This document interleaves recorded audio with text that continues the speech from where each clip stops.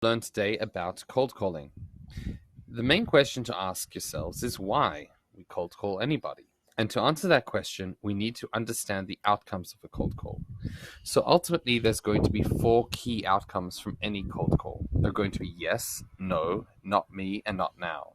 Which means basically that each time you reach out to somebody, should you connect with them, they're going to be in one of those 4 buckets. And that's okay. For each of those options, we have to be able to relate to them in the appropriate way.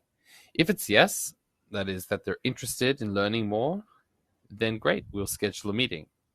If it's no, then we would maybe either handle that objection, because many times they're not necessarily objecting to what you're selling, they might be objecting to your approach, and or maybe refocus them on the issue that you're resolving.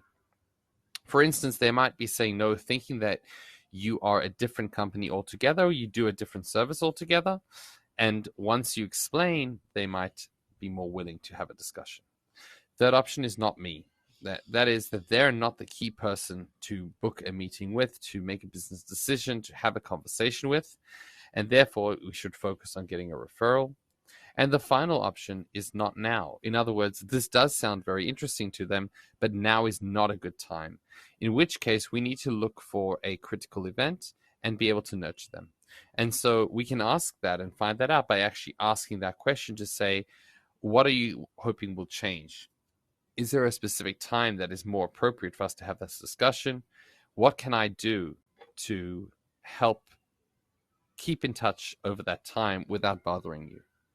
Understanding the pacing of each prospect and where they're at in the buying cycle is critical for us to be able to build enough rapport to convert them over to becoming a happy customer.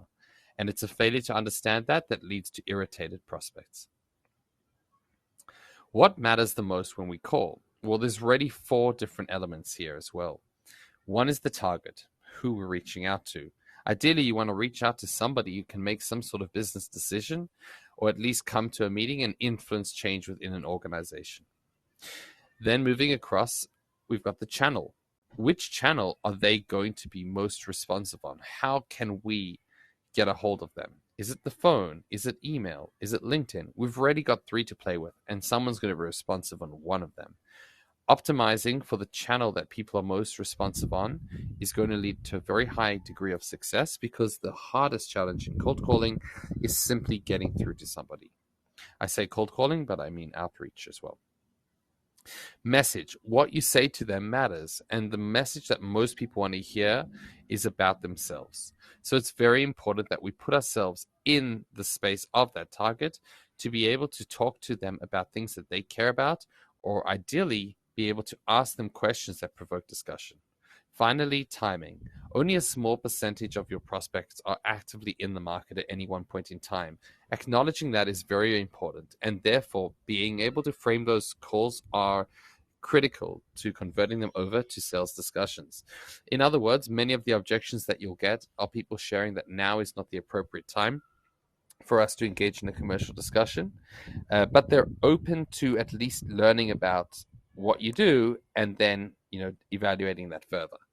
That is a critical first step, and many deals are closed that initiate with that, because very often the prospect may think that the timing is incorrect, but once they learn more about the problem that you solve, and they meet with your sales team, then it's very likely that they're going to change their mind. Ultimately, though, we're actually cold calling or doing outreach to find the no's faster. And I know that sounds counterintuitive, but considering that 97% of the market are not in buy mode right now, we're going to come across a lot of no's. And that's okay. A big part of what we do when we're reaching out to people is building rapport, building awareness, understanding and learning about each of those companies, taking notes, and then using that as a way to reach out further. I know you're probably sitting there thinking, wait, aren't we calling to set meetings?